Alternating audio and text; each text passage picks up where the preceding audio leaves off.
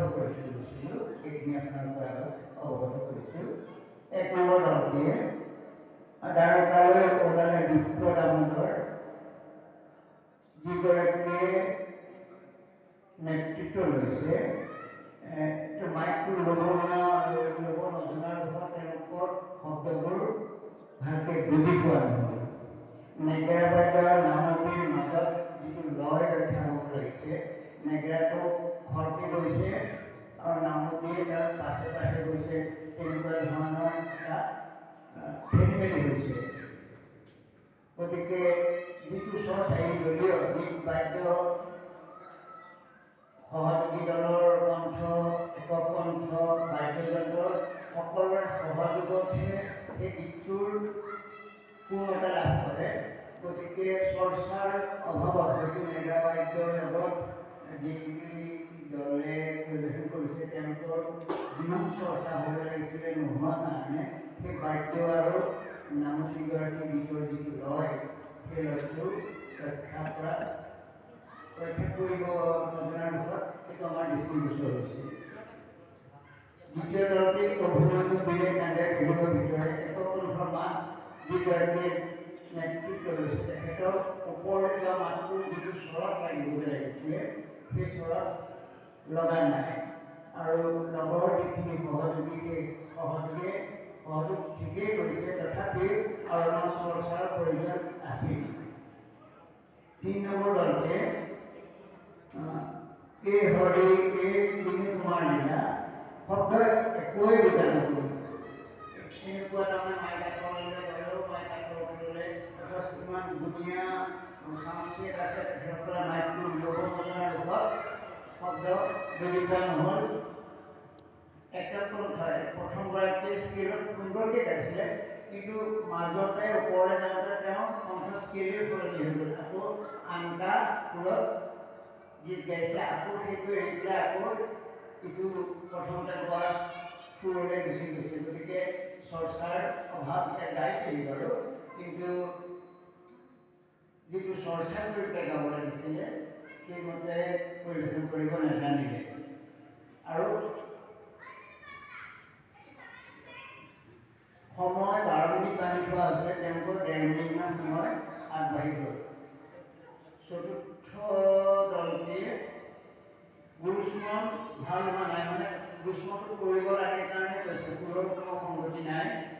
জোৰণি দিহাটো নেগালে, হৰিয়েহে কংসৰ কাৰাগাৰে এই গীত আছে।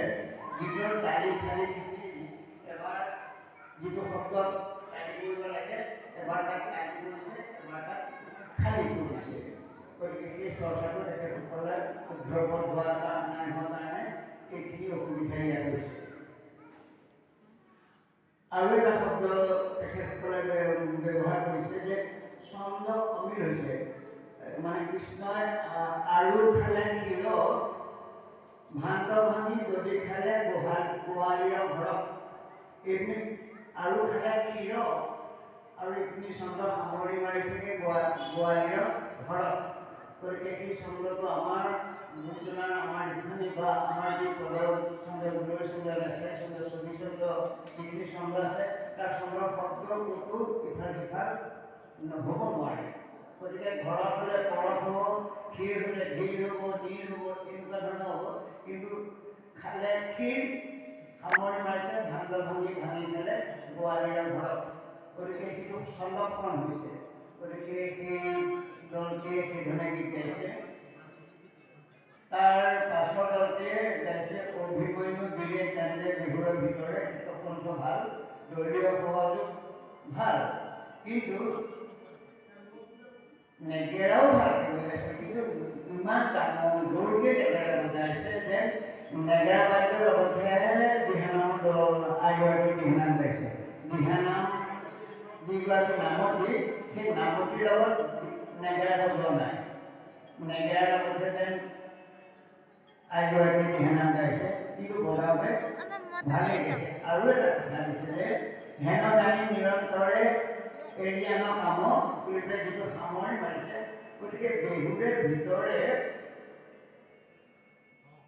অভিমন্যু বীৰে কান্দোতে সামৰণিত আকৌ হেন জানি নিৰন্তৰে এৰিয়ানৰ কামৰ এই পথোৱাটো কোনো প্ৰয়োজন নাই। তাত অভিমন্যুৰ কাহিনীহে হৈছিলে।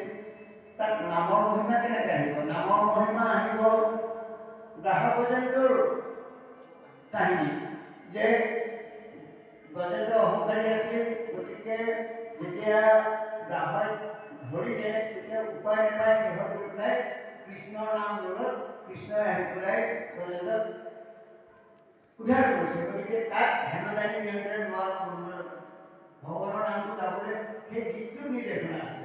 কিন্তু ইয়াত অভিমন্যুৰ বীৰে গৃহৰ ভিতৰলৈ কৰি পেলাই কান্দি আছে, মানে যুদ্ধ কৰি আছে বা কান্দি আছে, বাহিৰত নকুল সহতে এইখিনিয়ে কান্দি আছে। অৰ্জুনকো কৃষ্ণই লৈ গুচি গ'ল। ভীমটো গৃহৰ ভিতৰত সোমাব নোৱাৰিলে, তেওঁ এই জয়তীৰ্থৰ শেষত ৰক্ষা কৰাৰ কাৰণে ভীম গৃহৰ ভিতৰত সোমাব নোৱাৰিলে। গতিকে তাত আকৌ হেমদানী নিৰন্তৰে এৰিয়ানৰ নাম এই পদুকাত কিয় প্ৰয়োজন? তাতো অভিমন্যুৰ কাহিনীহে হৈ আছিলে, মহাভাৰতৰ কাহিনীহে হৈ আছিলে। গতিকে সেই দিহানাম হৰিনামৰ ভকতিৰ কথাই, কিন্তু তাৰ কাহিনীৰ লগত সংগতি ৰাখি পেলাই এই পদখিনি আহিব। তাত জোৰ কৰি পেলাই সেই ঘোষা দুটা তাত লগাইছে। বাৰু যি কি নহওক পৰিৱেশন বেয়া হোৱা নাই, ভালেই।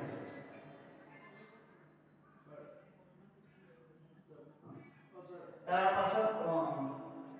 পাছলৈকে গাইছে এই খোল বজাজনে দাড়ি বুকি আছে।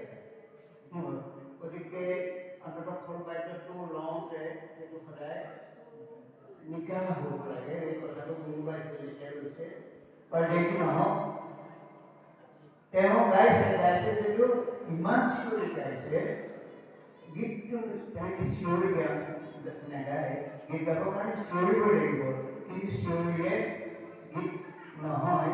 তেওঁ কণ্ঠ ভাল, কিন্তু কথা হ'ল আমাৰ বিচাৰককে কলা বুলি ভাবিলে নে দৰ্শকে কলা বুলি ভাবিলে, তেওঁ প্ৰয়োজনতকৈ বেছিকৈ চিঞৰিছে। এনেই গীতটো বেয়া হোৱা নাই, কিন্তু তেওঁ নিয়মতে গোৱা হেতেনতো ভাল পুৰস্কাৰ পালেহেঁতেন, কিন্তু তেওঁ প্ৰয়োজনতকৈ বেছিকৈ চিঞৰাৰ কাৰণে তেওঁ প্ৰাপ্যৰ পৰা বঞ্চিত হৈছে, তেনেধৰণেই বঞ্চিত হৈছে।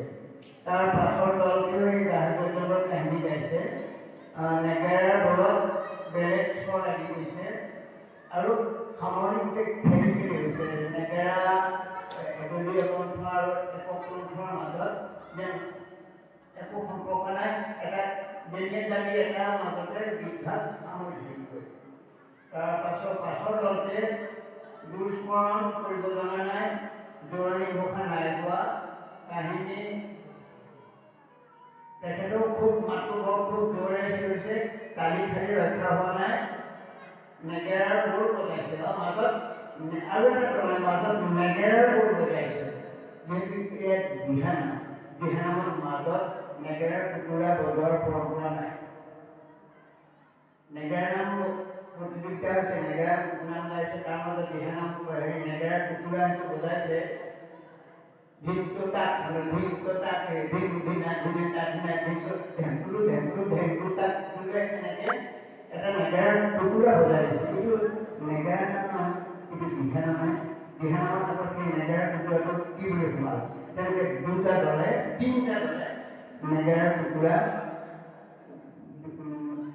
গীতৰ মাজত ভৰাই দিছে। তাৰমানে গোটৰ লক্ষ্মী চাপৰলৈ বা খোৱা চাপৰলৈ আহোঁতে সেইখিনি টুকুৰাটো বজাই দিছে। গতিকে দিহানামত নেগেৰা টুকুৰা নবজায়।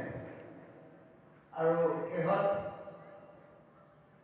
যিটো দল গাইছে হীৰেন্দ্ৰ ধনুৰ ভাৰ্যা পৰীক্ষা সুন্দৰী,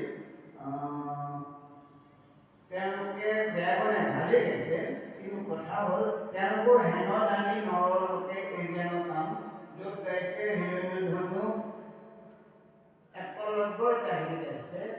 তাত একলব্য হৰি চিন্তা কৰি পেলাই মৃত্যুবৰণ কৰিলে নে নাই, দ্ৰোণাচাৰ্যই ভগৱানৰ চিন্তা কৰি একলব্যৰ গোড়ামিটো কাটি নিলে। তাত কোনো ভক্তিৰ কথাই নাই, তাত কাহিনী গৈ আছে।